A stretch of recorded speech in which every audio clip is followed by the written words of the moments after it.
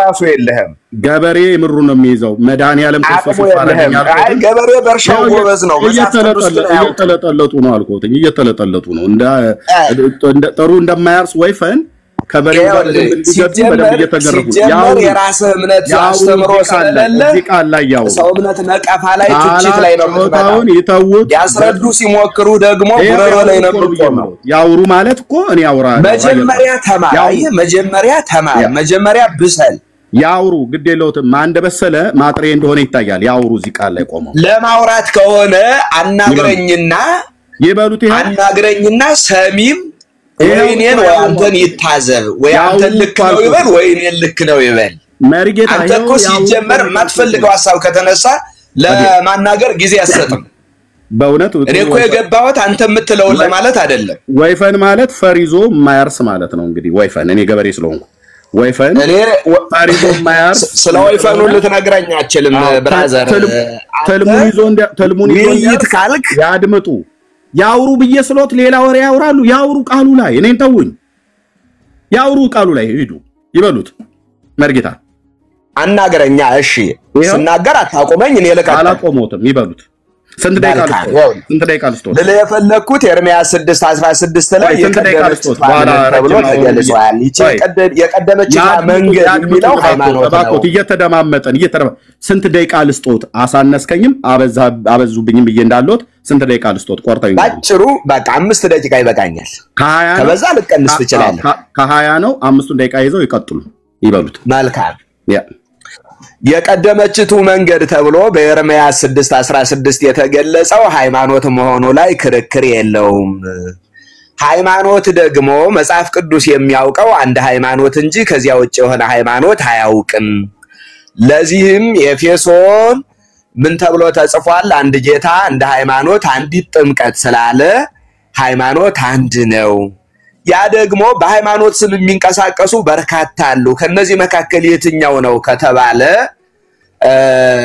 እኛም እናምነው ኦርቶዶክስ ብለን ነው ካቶሊክ የመጣ ኋላ ነው ፕሮቴስታንት የመጣ ኋላ ነው ተሐድሶም የመጣ ትናንት ነው ስለዚህ የቀደመው ከተባለ ኦርቶዶክስ ነው የሚል ነው ያልነው ኤርሚያስ 6 ላይ የተጠቀሰው የብሉይ ኪዳንን ነው ከተባለ እግዚአብሔር በሕገ ልቡና የሚያውነው በሐዲስ ኪዳን የሚያውነው በሕገ ወንጌል የሚያውነው እግዚአብሔር በሕገ ልቡና በሕገ ኦሪት በሕገ ወንጌል መግቦቱን ነው የቀየረ እንጂ እግዚአብሔር አልተቀየረም ሃይማኖት አልተቀየረም በሐዲስ ኪዳን ሰው ያልነበረው የእግዚአብሔር ልጅ ሰው ሆኖ ተገለጠ ለዓለም ቤዛ ሆኖ ሞቶ ዓለምን አዳነ እንጂ ሌላ አዲስ የተለወጠ ነገር የለም በብሉይ አይሁድ ያምኑት የነበረው እምነት በነገራችን ላይ በጣም ልክና ትክክል ነው የነበረው በተገለጠላቸው መሰረት ማለት ነው ኋላ ክርስቶስን አለመቀበላቸው ነው የነሱ ጥፋት እና ብሉይ ኪዳን ፍጻሜው ሐዲስ ኪዳን ነው የሐዲስ ኪዳን ደግሞ መነሻው ብሉይ ኪዳን ነው ይሄ ብሉይ ኪዳን ላይ ስላለ ልክ አይደለም ይሄ ሐዲስ ኪዳን ላይ ስላለ ልክ አይደለም የሚባል ነገር የለም ለዛ ነው አይደል ብሉይ ኪዳንን የምንጠቅሰው እኮ የእግዚአብሔር ቃል ስለሆነ ነው ጨርሻለሁ ሐሳቤ 2 ደቂቃ ነው የተወሰዱ 3 ደቂቃ አለውት ከፈለጉ ይናገሩ ችግር የለም አሁን ሐሳብህን ልቀበልና እሺ አሁን ምትተቻው እስኪ በመረጃ የትኛውን እንደሆነ ትነግረኛለህ እሺ ጥያቄንም ጠይቆት እንግዲህ ሶስላብራ እሺ የቀደመችቱ መንገድ ጠይቁ መልካሚቱ መንገድ ወዴት እንደሆነች ወቁ ተብሎ የተነገረው ለየትኛው ህዝብ ነው ለየትኛው ህዝብ ነው የተነገረው እንዴ ተብሎ ለእስራኤል ነው ለአብርሃም ዘሮች ለዕብራውያን ወይም ለእስራኤል የተነገረ ነው በዘመኑ የነበሩ እነሱ ናቸው እሺ የተነገረ ነው ኦኬ ጥሩ ከዚህ መንገድ ላይ ስለወጡ ነው አይደል ቀደመችቱ መንገድ ተመልከቱ ብሎ ያለው አዎ እንግዲህ እስራኤል አልፎ አልፎ ጣዖት ያመልኩ ነበር እግዚአብሔርን ይረሱና ይዘነጉ ነበር ይሄ በብዙ የመጽሐፍ ቅዱስ መረጃ የታወቀ ነው ስለዚህ የቀደመችቱን መንገድ ተመልከቱ ተብለዋል ያ መንገድ ምን ነበር ያ መንገድ የእስራኤል እንግዲህ እንደኛ አሁን በስም በግብር በአካል ሶስት ብለው ያምኑም አንድ ጌታ አንድ ገጽ ብለው ነበር የሚያምኑት ምክንያቱም ስማ እስራኤል አሐዱ ውእቱ እግዚአብሔር አምላከ ከእስራኤል ሆይ ስማ እግዚአብሔር አምላክህ አንድ እግዚአብሔር ነው በሚለው ያምናሉ። ሶስትነቱ የተገለጸው በሐዲስ ኪዳን ስለሆነ ያ መንገድ ምንድነው ነው ያልኩትኝ እኔ ያ እምነት በአንድ አምላክ ማመን ተብሎ ሊገለጽ ይችላል ወይም ደግሞ የይሁዲ እምነት ልንለው እንችላለን እንደዛ ተብሎ ነው የሚገለጠው ግን የይሁዲ እምነት ቢባል ወይም በአንድ አምላክ ማመን ቢባል ስህተት አይደለም ዛሬም በአንድ አምላክ ነው የምናመልከው ነገር ግን የነሱ ያን ሰዓት ራሱ እግዚአብሔር በሶስትነት ስላልገለጠላቸው ሶስት ያካል ሶስትነቱን የስም ሶስትነቱን የግብር ሶስትነቱን አይረዱም እነሱ ይሄ በሐዲስ ኪዳን ነው የተገለጠው ኦኬ ስለዚህ ያ መንገድ የይሁዲ እምነት ነው አይደለ የይሁዲ እምነት ነው አዎ የይሁዲ እምነት ሆኖ ግን እኛም የምናምነው ነው እንዲራመዱበት የሰጣቸው መንገድ የትኛው መንገድ ተብሎ የተባለው ያ ይሁዲ እምነት ነው አይደለ አዎ ለእምነታቸው መመሪያ ይሆን ዘንድ የተሰጠው ምንድነው ለእምነታቸው መመሪያ ይሆን ዘንድ የተሰጠው በኦሪት ዘጸአት ምዕራፍ 20 ላይ ያለው 10ቱ ቃላት ወይም ደግሞ ምንድነው የታምልክ ባይድ አምላክ ዘእንበሌ ከኔ በቀር ሌላ አምላክ አይሆንልህ በሰማይም በምድርም የእግዚአብሔርን ስም በከንቱ አትጥራ ስሙን በከንቱ የሚጠራውን ከኃጢአት አያነጻውምና የሰንበትን ቀን ተቀድሰው ዘንድ አስብ ይያለ የሚሄደው ካስፈለገ ልልልህ ይችላል ስለዚህ 10ቱ ትእዛዛትን የሰጠው መመሪያ ሆኖ በሲና ተራራ ለነሱ እሱ ተሰጥቷል ይሄ ነው ደግሞ የግዝረት ህግ አብርሃም ተሰጥቷል ወይ እኔ ጠይቆትን ብቻ ላይ ያወሩ ይሄ ነው መንገዱ ይሄ ነው ታዲያ 10ቱ ትእዛዛት ነው መንገዱ አዎ ሌላ ካለ ትነግረኛለህ እሺ መንገዱ ይሄ ነው ማለት ነው ኦኬ እሺ መንገዱ ይሄ ነው ኦኬ በዚህ መንገድ ላይ ቢሄዱ ምን ታገኛላችሁ ነው ብሎ ያላቸው እግዚአብሔር በነብዩ በኩል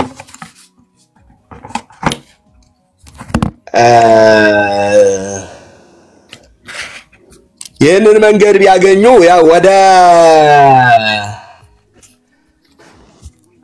አላገኙ በድረስታቸው በምርኮ ጊዜ ስለነበሩ ከምርኮ እንደሚመለሱ ወደ ሀገራቸው እንደሚገቡ ወይም ደግሞ ገና በጉዞ ሳሉ ከናን እንደሚገቡ እንጂ ሌላ የነሱ መንግስተ ሰማያት አልነበረም የነሱ ርስት ከናን ነች የረፍት ቦታቸው የረፍት ምድራቸው ስለዚህ ከምርኮ ምድር እንደሚመለሱ ወይ ደግሞ ከነአን እንደሚገቡ ነው ያሉኝ ኦኬ ከነአን በዚህ መንግስተ ሰማያትማ ይሄንን በመጠበቃቸው አይገቡም እሺ ነው የተናገረው ነብዩ ኤርሚያስ ይሄን ትንቢት በተናገረበት ሰዓት ላይ ከነአን አልገቡም ነበር አይደል ፋርስ ነበሩ በማነው ባቢሎን ነበሩ ናቡከደነጾር በሚባለው ንጉስ ተማርከው ኢየሩሳሌም ጠፍታ ለሰባ ዘመን ያህል በባቢሎን ወይም ደግሞ ዛሬ ኢራቅ ብለን በመንጠራት ነበር የነበሩት ከትሩፋን በስተቀር ማለት ነው ትሩፋን በነብዩ ኤርሚያስ ይሄን ቃል በተናገረበት ጊዜ በባቢሎን ነበሩ አይደል በዚያን ጊዜ በባቢሎን ነበሩ ብለውኛል እሺ ነብዩ ኤርሚያስ በየትኛው ዘመን ነበር የነበረው በየትኛው ይሁዳ ነገስታት ዘመን ነበር የነበረው በነ ሴዴቅያስ ጊዜ ነው አይደለ ራሱ ትንቢተ ኤርሚያስ ላይ እንደተጻፈው በነ ሴዴቅያስ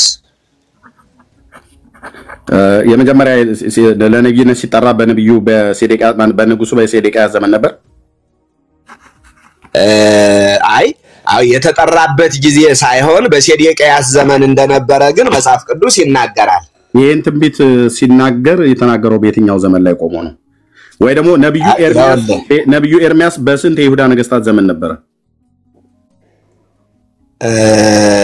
ቢያንስ እስቲ ማየት እንችላለን መጽሐፍ ቅዱስ ነገር ግን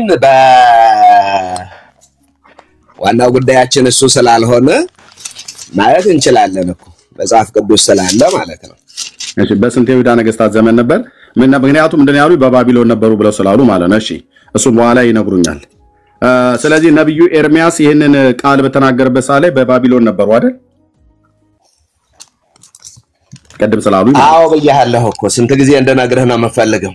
አዎ ብለውኛል። ይሄንን የቀደመችሁትን መንገድ ጠይቁ በእርሷም ላይ ሂዱ ለነፍሳችሁ ረፍት ታገኛላችሁ ብሎ ሲል በባቢሎን ነበሩ ነው ብለው ያሉኝ እሳቸው። እሺ ወደ ባቢሎን የተማረኩበትን ዘመን ያስታውሱታል? በዓመተ ዓለም አሁን ላላስታውሰው እችላለሁ፣ ግን ምንድነው የሚለው እዚህ በብንያም ሀገር ባናቶት ከነበሩ ካህናት የሆነ የኪልቅያስ ልጅ ኤርሚያስ ቃል ምዕራፍ 1 ቁጥር 1 በይሁዳ ንጉስ በአሞጽ ልጅ በኢዮስያስ ዘመን በመንግስቱ በ15ኛው ዓመት የእግዚአብሔር ቃል መጣለት። ስለዚህ ነብዩ ኤርሚያስ ለነብይነት የተጠራው በየትኛው ይሁዳ ነገስታት ዘመን ነው? ቀደም በሴዴቅያስ ብለውኛል። አሁን በምንድነው ነው ብሎ የሚለው?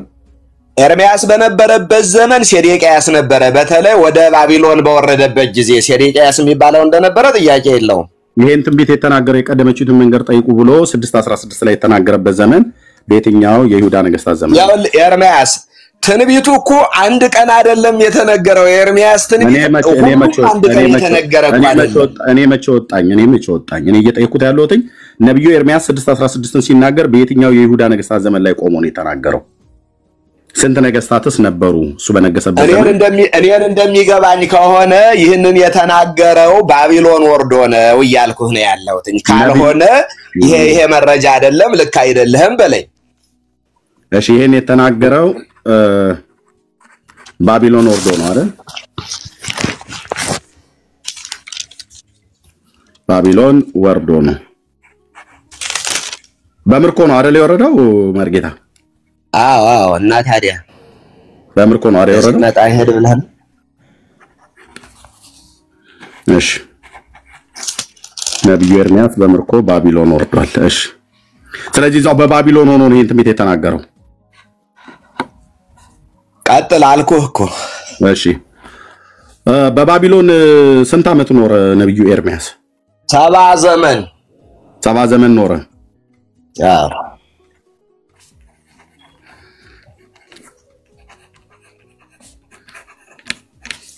ኖት እያስክ ነው?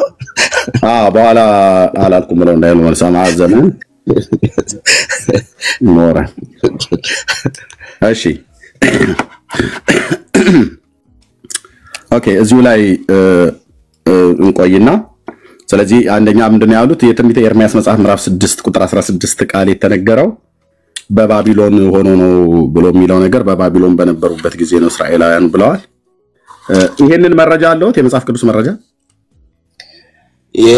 ማለት ኤርሚያስ 70 ዘመን ብዙ ዘመን የኖረው ባቢሎን ውስጥ ነው። ስለዚህ ሊናገረው የሚችለው በእርግጥ ከዚያ በፊት ትንቢት አይናገርም ነበር ማለት አይደለም። መረጃ ባሮክና ከአቤሜሌክ ጋር ያለ ኢየሩሳሌም እንደምትጠፋ ትንቢት ይናገር ነበር። ከዛ በኋላ ከወረደ በኋላም ደግሞ ትንቢቱ ቀጥሏል። መርጌታ መረጃ አለውት ወይ ነው ያልኩት?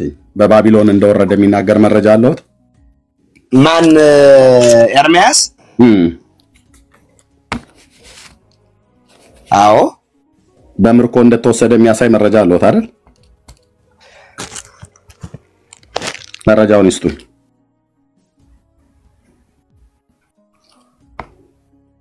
ወጡ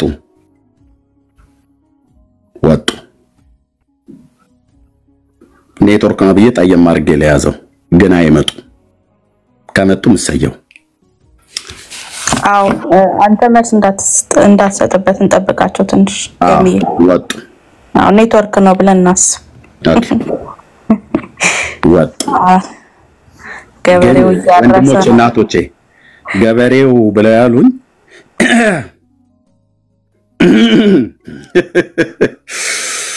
አቤት ውሸት አቤት ውሸት አቤት ውሸት አቤት ውሸት።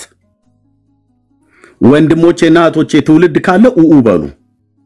የአዲስ ኪዳን መምህር ናቸው መርጌታ ናቸው ቀኔ አዋቂ ነኝ እያሉ ብለው የሚሉት ይምጡ መምህር እጠብቀውታለሁ። ባለፈውም እንደዚህ ሆነው ነው የወጡት ከዳንኤል ቤት ልክ ሲይዛቸው ወጡ እያሉ ነበር ወጡ። አሁንም ይሉ ወጡ። እንደው ኔትወርክ ነው እንበል ወጡ። አስደግፎ መሄድ የኦርቶዶክስ መምህራን ድርሻ ነው። እንደዚህ አጽፈውን አሁን ቀጥታ እንናገርበታለን ማለት ነው። እህትየው ግን አሁን አትናገር ብላኛለች። ወንድሞቼ እናቶቼ ምን አረጋችሁ? በእውነት መምህራን የምትባሉ ምን አደረጓችሁ? ህዝቡ ምን አደረጋችሁ? ምን አደረጋችሁ? ራሳቸው ናቸው የወጡት። ልብ በሉ ራሳቸው። እንደው በአብርሃም በይስሐቅ በያዕቆብ አምላክ በልዑል እግዚአብሔር በነብዩ በኤርሚያስ አምላክ ይጆታለሁ ኑ ተመልሰው መምህር እንደው በጌታ በተሰቀለው በአማኑኤል ይጆታለሁ ኑ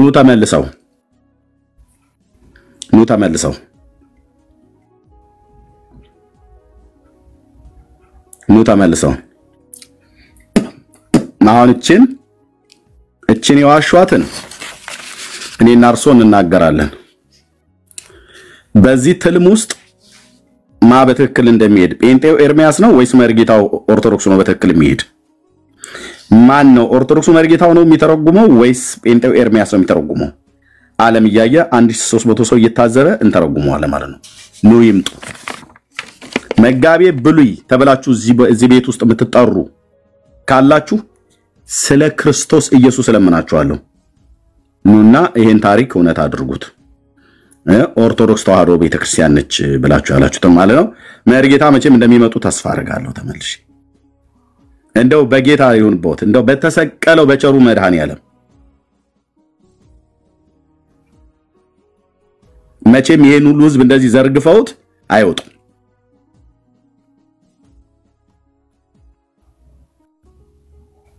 እንግዲያው ዓለም ልብ ብላችሁ ስሙ።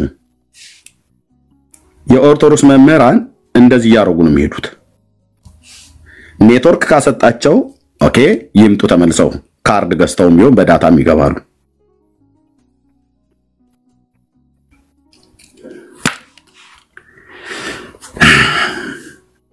ይሄን ውሸት ግን ሳልናገር አልተውም። እህትየው የምትይው ነገር ካለ ማለት ትቻለሽ። ኦኬ ዳጊዬ የምትለው አለ እየሰማ ነው ወይስ ተኝተሃል? ዋግዬ ስለመጣች ዋግዬ ሰላም ትበልና ዳጊዬ ካለ ኤኒ ታይም ድንገት ስራ ላይ ከሆነ ዳጊዬ ኤኒ ታይም ይከፍታል ማይኩን ሲመቸው። እንዳልከዬ ማለት ፋሲካ መጥቷል። አዎ ፋሲካ ቀድሟል። ፋሲካ አለ። እዚህ ላይ ምንም ነገር እንዳትናገሩ ቀድማችሁ። ኖ በጭራሽ እኔ አለው። ሰላም ለእናንተ ይሁን። ኤርሚዬ ሰላም ብያለሁ።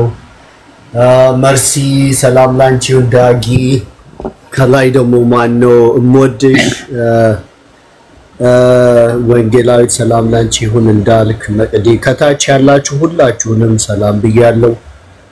ጌታ ጸጋና ሰላም በእውነት ይብዛላችሁ። ብቻ የምንሰማውንና ቃሉ እንዴት አድርገው እንደሚተረጉሙት በጣም ነው የሚያሳዝነው እና በእውነት ተመልሰው እንዲገቡ በጣም በእውነት እንፈልጋለን። መሪጌታ ተመልሰው ይግቡና ትክክለኛውን የመጽሐፍ ቅዱስን ሐሳብ እንዲያስረዱን እንፈልጋለን እና ጌታ ኢየሱስ ሁላችሁንም ይባርክ። መርሲዬ ቀጥይ ተባረክልኝ አለ። መምህርን ሼር አድርጓቸው ፕሊዝ።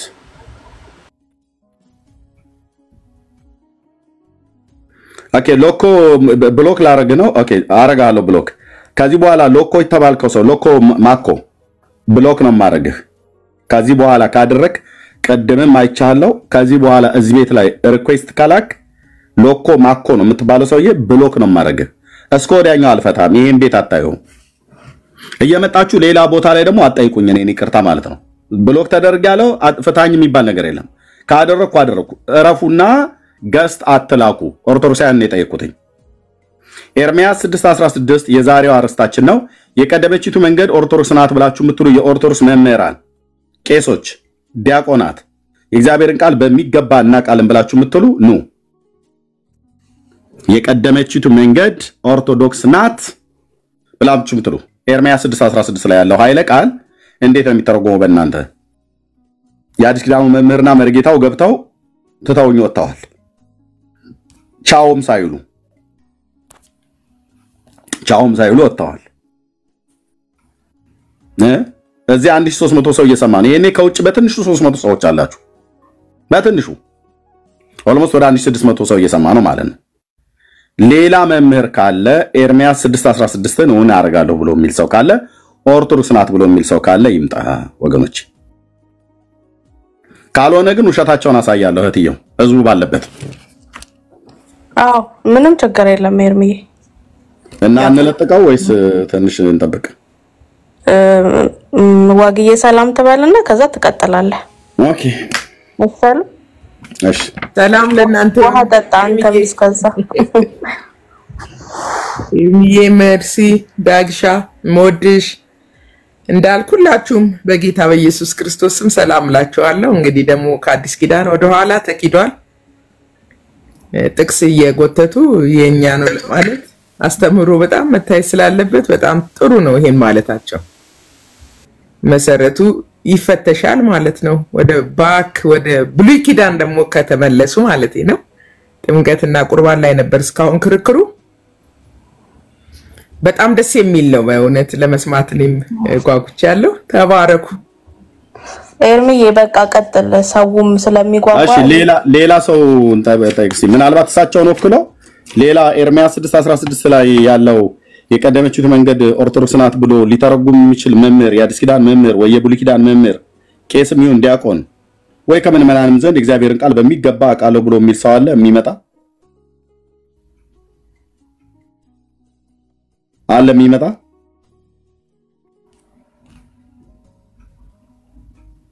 ሌላ አለ ወይ? 1300 ሰው አለ። ሌላ አለ ወይ?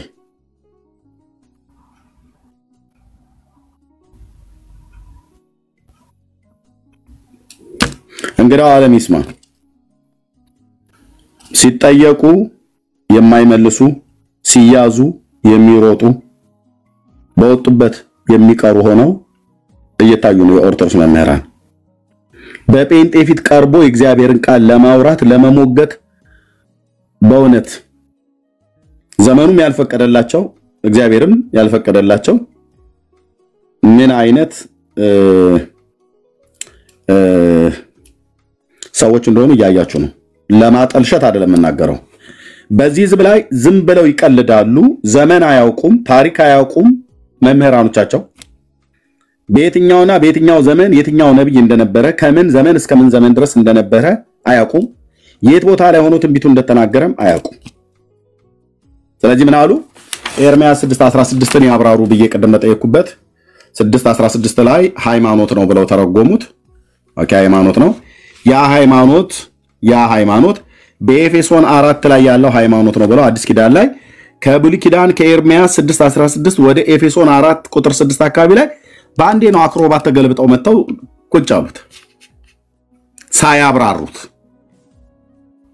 ኤርሚያስ 6:16 በአውዱ ሳይፈቱት በዘመኑን ሳያውቁ በአንዴ ተከረበቱ መጡና ኤፌሶን 4:6 ላይ ብለው የቀደመችቱ መንገድ ማነው? ያቺ የቀደመችቱ መንገድ ተብላ የተነገረችው አንዲት ሃይማኖት ናት። ያቺ ሃይማኖት ደግሞ ማናት አሉ? ያም ኦርቶዶክስ ናት አሉ። ኤርሚዬ ይቅርታ በጣም አንተ ነህ ያስገባው ከታች ያለውን ወንድም። አዎ እሺ ወንድማችን ከይሁዲ ይመስለኛል ከኦርቶዶክስ አይመስለኝም። ቼክ አድርግ ብዬ ነው መጀመሪያ ዲቴይልስ ከመግባት በፊት። እሺ ከኦርቶዶክስ ነው ወንድማችን። በዕብራይስጥ ስምን የጻፍከው እንዴና? ደህና ነኝ እግዚአብሔር ይመስገን። ከኦርቶዶክስ ነው እንዴ? እኔ ይሁዲ ነኝ። ይሁዲ ነህ? አይ ከይሁዲ እንደሆነ አውቄያለሁ። እሺ ሚዩት አድርገህ ጠብቀን። እሺ ቴንክ ዩ። አይ ሎርድ በትንሽ ነገር ልበልህና ሎርድ። እሺ አንድ ነገር ማመስገን እፈልጋለሁ አንተ። ኦኬ ምስጋና እንኳን ባይገባኝ ባለፉት በእውነት ይከመር ከልቤ ነው የምልህ። እኔ አንተ አንዳንዴ በምትናገራቸው በእኛ እምነቶች በምታደርጋቸው ነገር አንዳንዴ አግኝቼ በሳት ለራሱ ባቃጥልህ ደስ ይለኛል። አንዳንዴ ደግሞ ይሆናል አይደለ እውነትን ስትናገር ደስ ይለኛል። እና ባለፉት 3-4 ቀኖች ውስጥ ያደረካቸው ነገሮች ትክክለኛውን ነገር እውነቱን ስላደረግ ብዙ አላድል ኢትዮጵያውያን ብዙ ነገሮችን በማያገባቸው እየገቡ ብዙ ነገሮችን ያሉ ነበር ግን አንተ በትክክለኛው መንገድ ቆመህ ትክክለኛውን ነገር ስላሳያቸው እውነቱን ስለተናገር ይህን ላመሰግን ፈልጌ ነው የገባሁት እና እናመሰግናለን እንደሞላ ይሁዲ ማለት ነው ስላደረክልን ነገር በዚህ በጦርነቱ ምክንያት እንዴት መሆን እንዳለበት በመጽሐፍ ቅዱሱ መንገድ ሁሉ ነገር ስለኛ አጎናችን ቆመህ ስላደረከው ሁሉ ነገር እናመሰግናለን ምንም በሃይማኖቱ በምኑ ባንግባባ አንዳንዴ ደግሞ በእውነቱ በእንደዚህ ባደረካቸው ነገሮች በእውነት እጅግ በጣም እናመሰግናለን ይሄ ለማለት ፈልጌ ነው የገባሁት ቀረበሽኩኝ ምናምን ይከታል ችግር የለም ወንድማችን ማን ነው ስምህ ግን ክብሩ እወዳለሁ ደግሞም ወዳችኋለሁ እስራኤላውያን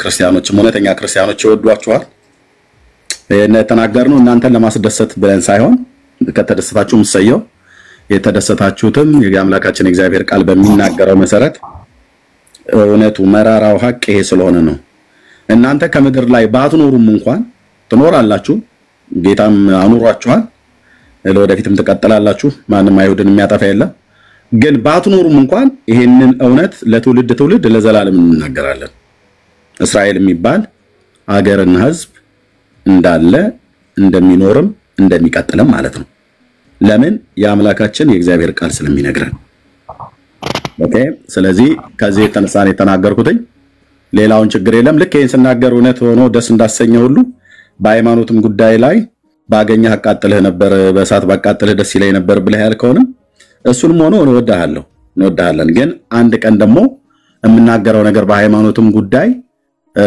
መጽሐፍ ቅዱስን ያው ታናከን አስደግፌ ስለሆነ የምናገረው አዲስ ኪዳን እንኳን አልጠቅስም ከናንተ ጋር ሳወራ ማለት ነው ስለዚህ እሱንም እንደው በርጋታ በተሰማ አንድ ቀን ልክ እንደዚሁ በእውነት ኤርሚያስ ቴንኪዩ የእስራኤል አምላክ ይሄንን እውነት ስለገለጠልህ አመሰግናለሁ ያኔ አልመሰለኝም ነበር ብለህ እንደምትለኝ አምናለሁ ግን እስከዛው ግን እወዳችኋለሁ እንወዳችኋለን ማለት ነው ቴንኪዩ ኦኬ እሺ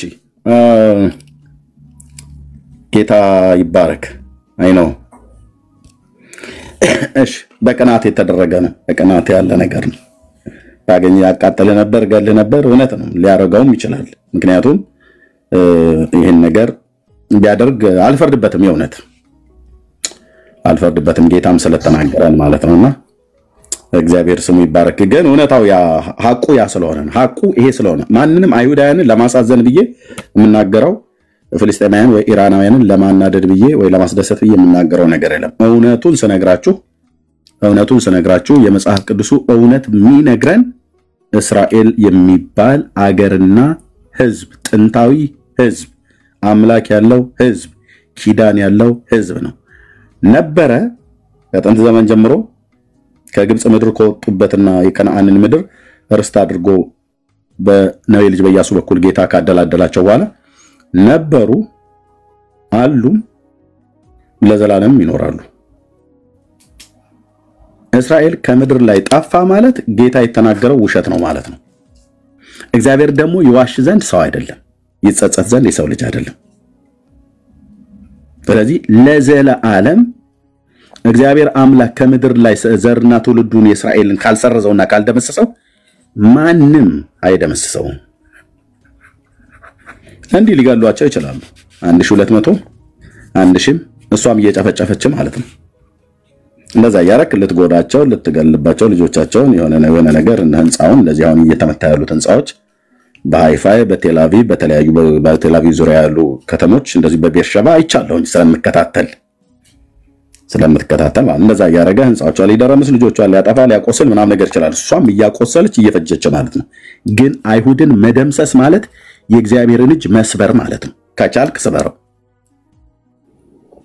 አይሁድን መደምሰስ ማለት እግዚአብሔር አምላክ ከጥንት ዘመን ጀምሮ ሲናገር የነበሩ በባሪያዎቹ በነቢያት አፍ በአዲስ ኪዳን ሐዋርያት በጌታችን በኢየሱስ ክርስቶስ ሁሉ ጭምር ሳይቀር የተናገረው ስለ አይሁድ ህዝብ መኖር የተናገረው በእርግጥ ያኔ ስህተት ነው ብለን እንላለን አንተ አይሁድን ስታጠፋ ወይ ስታጠፉ ማለት ነው እና ለማንም አይሁድን ለማስደሰት ሌላውን ለማስከፋት ብያለሁ የተናገርኩት እውነት ነው አይደለም ብሎ የሚል ሰው ካለ እስላሚውን ማንም ይሁን ማንም የአያቶላ ልጅም ይሁን የማንም ልጅ ይምጣና የነስራላም ይሁን የሌላ መጥቶ በእውቀት መሞገት ይችላል። እኔ እንዲህ እላለሁ መጽሐፍ ቅዱስ እንዲህ ስለሚል የአይሁድ ህዝብ ከጥንት ዘመን ጀምሮ የነበረ ጥንታዊ ህዝብ ነው። አገርና ርስት አለው። የከነዓን ምድር እግዚአብሔር ርስት አድርጎ ሰጥቷቸዋል። አሁን ያሉበት ጁዲያና ሰማሪያ የነሱ ነው። ሳጣባው ካሰፋውት እስከ ኤፍራጥስ ወንዝ ድረስ ይሄዳል።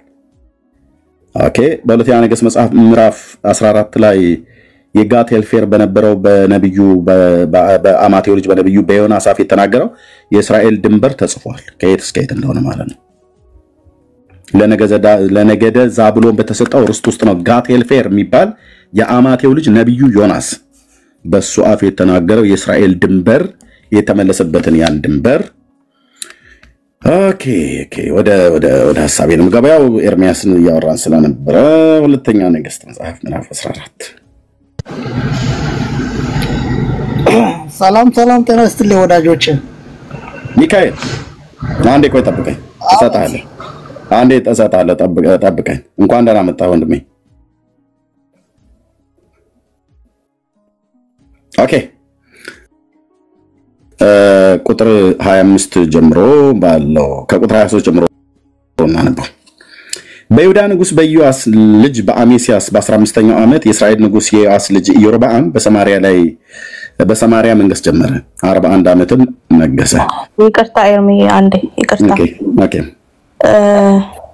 ጆይሽ መልስ እዚህ ጋር ማንም ጄኖሳይድን በዩዚንግ ስክሪፕቸር ፕሮሞት ያደረገ አይደለም። ስነ ስርዓት ያዢ ያለበለዚያ ብሎክ ትደረጊያለሽ ከዚህ ቤት እስከ መጨረሻ። ማንም ጄኖሳይድን የሰበከ የለም። ታያት ይሄ የአያቶላ መንፈስ ነው። እነሱ ሰብከው የለ እንደ ጄኖሳይድን እስራኤል ላይ ሲያውጁ የእስራኤል ደም የዶሮ ደም ነው እንዴ? የእስራኤል ደም የረከሰ ደም ነው። 1200 እኮ ነው የጨፈጨፈው። ጄኖሳይድ አይደለም እንዴ? የአልቃይዳ መንፈስ ማለት ነው። ታያቸው ምንም የምታመጣው ነገር ጻፊ ከፈለግሽ እትየው በርቺ። ገብተሽ ግን እዚህ እውነትን ግን ሞግተሽ ማውራት አትችይም። ከቻልሽ ግቢ። ማንም ይሁን ማንም ማለት ነው። ኦኬ በእግዚአብሔር ፊት ክፉን አደረገ ይላል። ይሄ የዮአስ ልጅ እና አደረገ እግዚአብሔር ካሳተው ከናባጥ ልጅ ከኢዮርብዓም ኃጢአት አራቀም ካለ በኋላ የጋት ሄፌር በነበረው በአማቴው ልጅ በባሪያው በነብዩ በዮናስ እጅ እንደተናገረው የእስራኤል አምላክ እግዚአብሔር ቃል የእስራኤል ድንበር ዋት ከሐማት ሶሪያ ውስጥ ነው ያለው። ከሐማት መግቢያ ጀምሮ እስከ አረባ ድረስ መለሰ ይላል። በጣም ሳሳንስልህ ማለት ነው። እስከ ኤፍራጥስ ነው ግን ሐማትም ጭምር አደረገው ማለት ነው። ሶሪያ ውስጥ ያለ ነው። ከደማስቆ በላይ ሰሜናዊ ክፍል ላይ ያለ ነው። ከሐማት መግቢያ ጀምሮ እስከ አረባ ድረስ መለሰ ማለት ነው። የአረባ የተባለው የአረባ ባህር የተባለው ታች ዴድሲ ማለት ነው። ወደታች ወደ ኤላት እስከ ቀይ ባህር ድረስ ያለው ማለት ነው። አረባ ባህር የተባለው እሱ ነው። የአረባ ባህር ማለት ነው። ዴድሲ ባህር ሳይሆን የቀይ ባህር ማለት ነው። አረባ ባህር ኤላት ከተማ ላይ ያለው ማለት ነው። በዚህ ድንበር እንነጋገር ከተባለ ይምጣ። እስራኤል አየህ አምላክና አገር ታሪክ ስላለው ነው እንዲህ ተብሎ የተጻፈለት። ይሄንን ውሸታም ነው ብሎ የሚል እስላም፣ ይሄን ውሸታም ነው ብሎ የሚል ክርስቲያን፣ ይሄን ውሸታም ነው ዝም ብለ ያልሆነ ነገር ፈጥረህ አታውራ ብሎ የሚል ሰው ይምጣና እኔ ፊት ውሸታም ያድርገው። እኔ በእርግጥ የእግዚአብሔር አገልጋይ አይደለሁም ማለት ነው። አክ እሱ ላይ ጫታን እንቀጥላለን ማለት ነው። እሺ ወደ ዋና ሐሳባችን ከመግባታችን በፊት ልጅ ሚካኤል እንኳን ደህና መጣ። ልጅ ሚካኤል በየመለ በገጠሩ ንግግር ማለት እንኳን ደህና መጣችሁ። አይ እኔም ደስ ብሎኝ ነው። የመረጌታ ውይይት እንደዚህ ነው መረጌታ ማለት ተታወጡ። ሚካኤል ገበሬ ምናምን ይላል አይደል? መረጌታ ሆነ ስታስተምር ገበሬው አርሶ ብሎ አጭዶ አርሞ ብሎ አይደለም ይሄን መረጌታ የሚመግበው። እንዴት ገበሬ ነው ነቃር ብዬ እኮ ገርሞኝ ነው። ገበሬ ባይመግበው ቆይቶ እንዴት እሱ መረጌታ ሊሆን ይችላል? ጉድ ይገርማል። ሲቀጥል ደግሞ እዚህ ኤርሚያስ ላይ 6:16 ያልከውን በእውነት እስኪ ብታነበው በአማርኛ እኮ ደስ ይለኛል። እኔ እንኳን በዕብራይስጥ እያነበብኩት ነው። ምን ይላል በአማርኛ?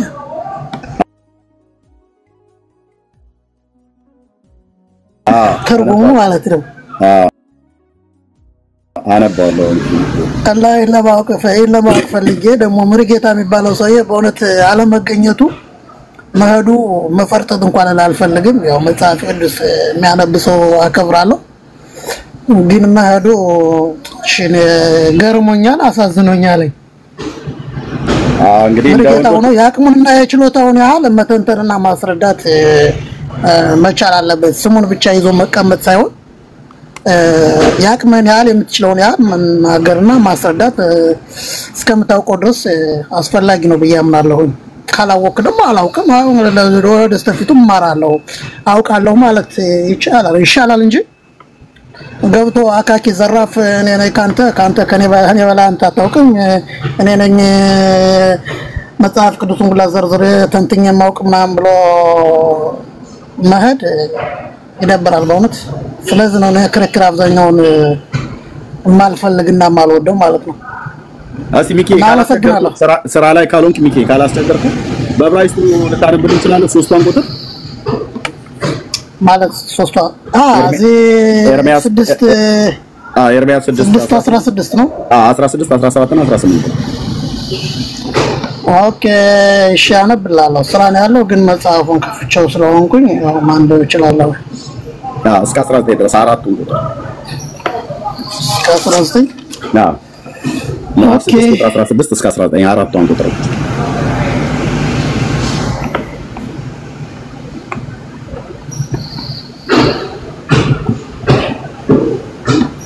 ለበበሉ ሚካኤል እስራኤላዊ ወንድም ነው።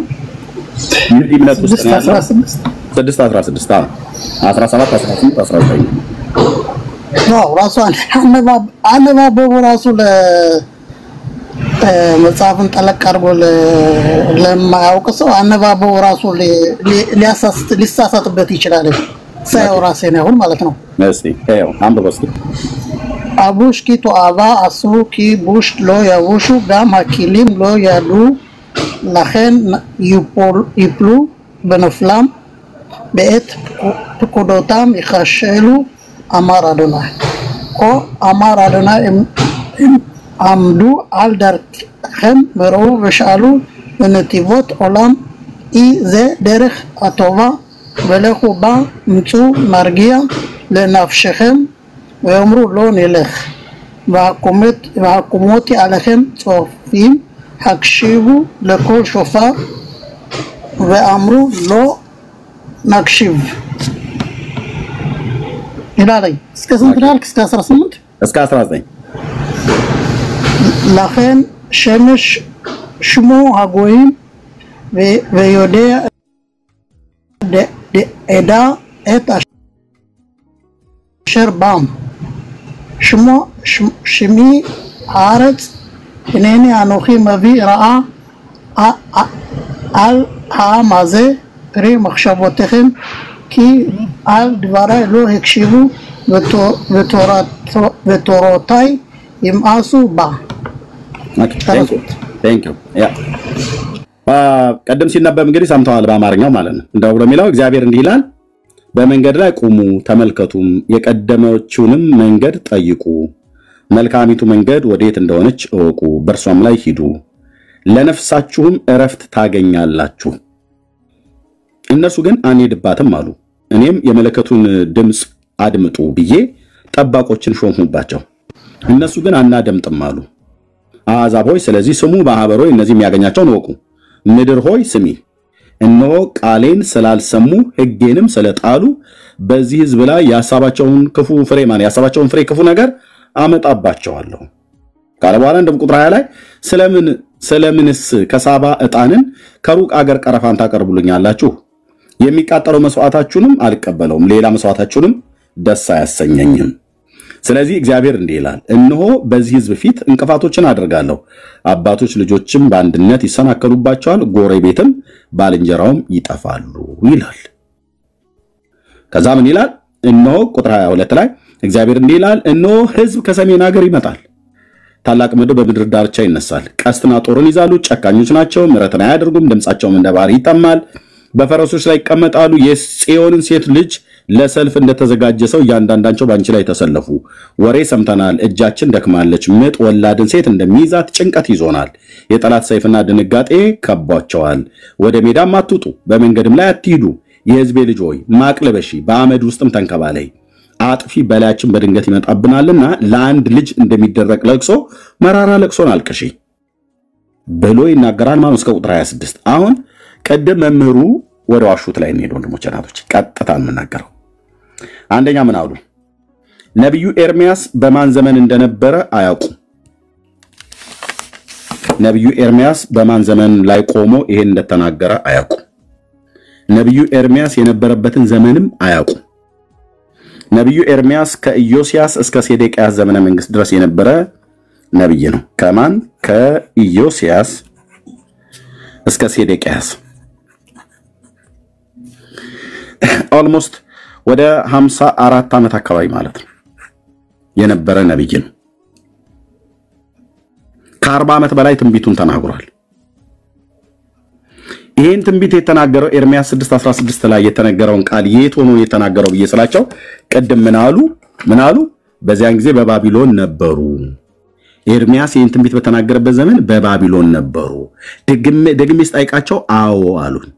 ነብዩ ኤርሚያስ በባቢሎን ሆኖ ነው ይሄን ትንቢት የተናገረው? አይደለም። ነብዩ ኤርሚያስ ወደ ይሁዳ ወደ ምርኮ ሄዶ ነበር ብዬስላቸው ያው ይህንን የተናገረው ትንቢቱን የተናገረው በባቢሎን ወርዶ ነው በምርኮ ነው የወረደው ብለዋሉኝ። በባቢሎን ወርዶ በምርኮ ነው የወረደው አሉኝ። ነብዩ ኤርሚያስ በምርኮ ወደ ባቢሎን አልሄደም። አቤቱ ጌታዬ፣ በምርኮ ምን አላለም? አልሄደም። ታሪኩን የምታውቁ ሰዎች እስማኤላዊ ዝርያ የነበረው ጎዶልያስ የሚባለውን ሰው ሾሞባቸው ቅሬታው ያለበት ማለት ነው። እንደውም በጣም ብዙ ጊዜ ጎዶልያስ እያሉ ይሉ ነበር ኦርቶዶክሳውያን፣ ምን እንደሆነ እንኳን አያውቁትም። ጎዶልያስ የሚባል ዝርያው ከእስማኤላዊ ዝርያ የሚሆነ ነው። ከፊል አይሁዳዊ ከፊል እስማኤላዊ ዝርያም አለው።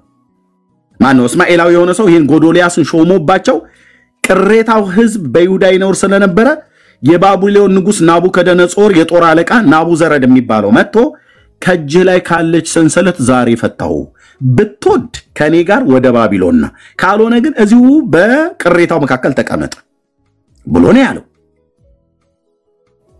ስለዚህ ነብዩ ኤርሚያስ ወደ ባቢሎን ሄደ ብለው አይደል ያሉት? የእግዚአብሔር ቃል ምን ይላል? መምህሩ እንደፈለጋቸው ሲዋሹበት የነበረው ይሄ አምላካችን የእግዚአብሔር ቃል ምን ይላል?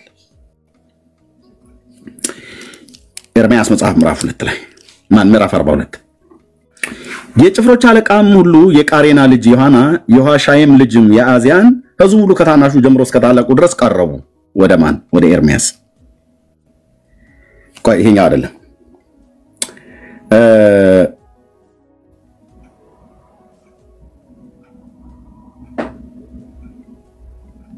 እዚህ ጋር ልክ ነው። ከዚህ ጀምሮ ማለት ነው። ቀረቡ። ነብዩ ኤርሚያስንም አይኖችህ እንዳዩት ከብዙ ጥቂት ቀርተናልና ማለት ሌላው ተማርኮ ሄዷል ማለት ነው። ቅሬታው ህዝብ ነው። ጥቂቱ ህዝብ ታያል። ጥቂት ኤርሚያስን መጡና እነዚህ አይኖችህ እንደሚያዩት ከብዙ ጥቂት ቀርተናልና ልመናችን እባክህ በፊት ተድረስ። አምላክ እግዚአብሔር የምንሄድበትን መንገድ የምናደርገውን ነገር ያሳየን ዘንድ ስለኛ ስለዚህ ቅሬታ ሁሉ ወደ አምላክ ወደ እግዚአብሔር ጸልይ አሉት። ከቅሬታው ህዝብ ጋር በምድር ላይ ስለተቀመጠ ማለት ነው። ኦኬ ጸልይ አሉት። ኦኬ ይሄንን ከማለታችን በፊት ወደ ኋላ ትንሽ ልመለስና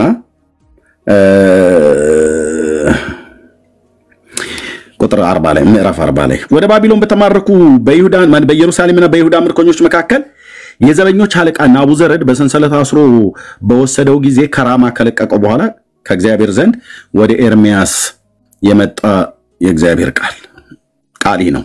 የዘበኞች አለቃ ኤርሚያስን ወሰደው፣ እንዲህም አለው፣ ልብ በሉ ወደ ባቢሎን ሄዷል። እዛ በባቢሎን ወንዞች ማዶ ሆኖ ነው ትንቢት የተናገረው ሲሉ የነበሩት እኚህ የኦርቶዶክሱ መምህር የዋሹትን ልብ በልና ያዘልኝ።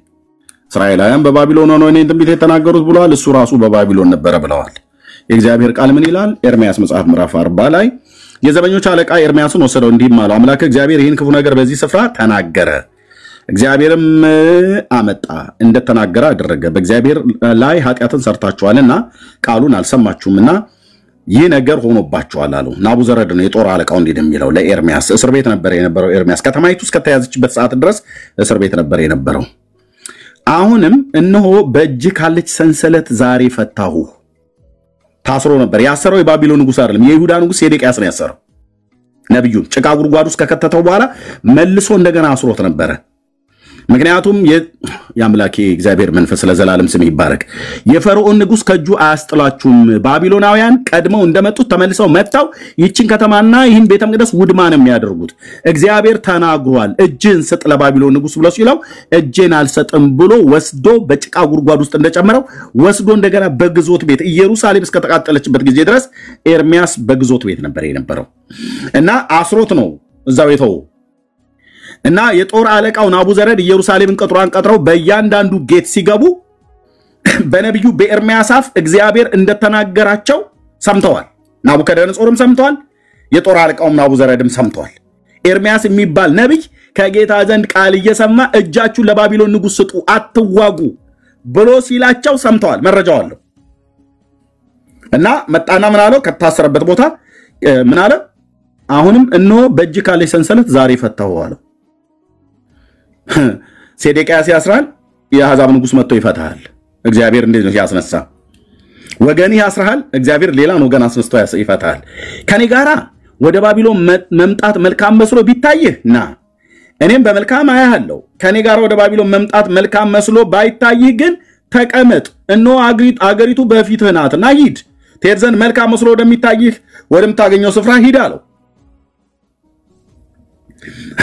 ቀደምና አሉ ቄሱ ወደ ባቢሎን በብርኮ ወርዷል አሉ this is orthodox ጥፍርና ቀንድ ያበቀለ ውሸት ይዋሻሉ ሊቃሊቃውን ተብለው መምህራን ተብለው መጋቢ አዲስ ተብለው መጋቢ ብሉይ ተብለው ይዋሻሉ ውሸታቸውን እንደ ዶሮ ኩስ ጥለው ላፍ ብለው ወጡ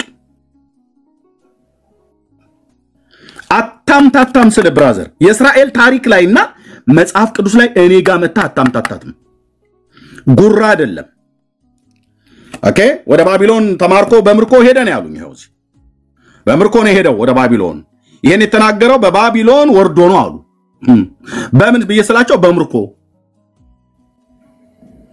ኦኬ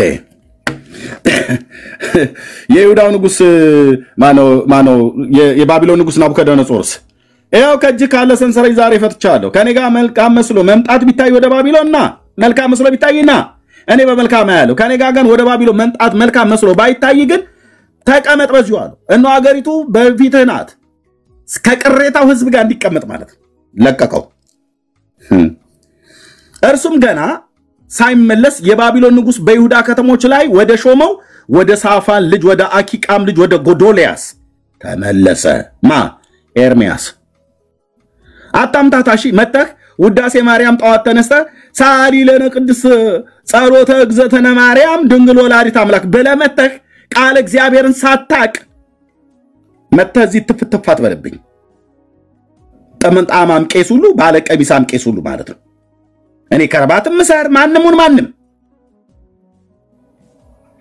ቁጭ በልና የእግዚአብሔር ቃል ምን የት ቦታ ምን እንደሚል ለበበሉ ምን እንደሚል ከዛስ ወደ ጎዶልያስ ተመለሰ ከሱም ጋር በዙ መካከል ተቀመጠ ማ ኤርሚያስ ወደ ባቢሎን ሄደ አልሄደም ኤርሚያስ ታዲያ ወዴት ነው ሄደው ኤርሚያስ በለካልከይ ስሙን ስላያስኩት አሳያለሁ ወዴት እንደሄደ ትሄድ ዘንድ ተቀመጥ ወይንም ትሄድ ዘንድ ደስ ወደሚያሰኝ ስፍራ ሂድ አለው የዘበኞች አለቃ ስንቅና ስጦታን ሰጥቶ አሰናበተው የዘበኞቹ አለቃ ማን ነው ናቡዘረድ የማን የዘበኞች አለቃ ነው የባቢሎን ንጉስ የናቡከደነጾር የጦር አለቃ ነው ጀነራል ነው ስንቅ ሰጥቶት አሰናበተው ኤርሚያስም የአኪቃስ ልጅ ጎዶልያስ ወዳለበት ወደ ምጽጳ ሄደ ከነርሱም ጋራ በአገር ውስጥ በቀሩት ህዝብ መካከል ተቀመጠ ይላል ከቅሬታው ጋር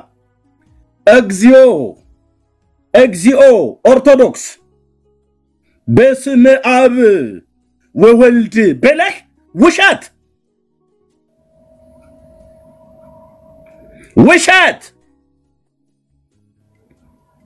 በእስራኤል ላይ ዋሽተ በአገሪቱ በነቢያቱ ላይ ዋሽተ በመጽሐፍ ቅዱስ ላይ ዋሽተ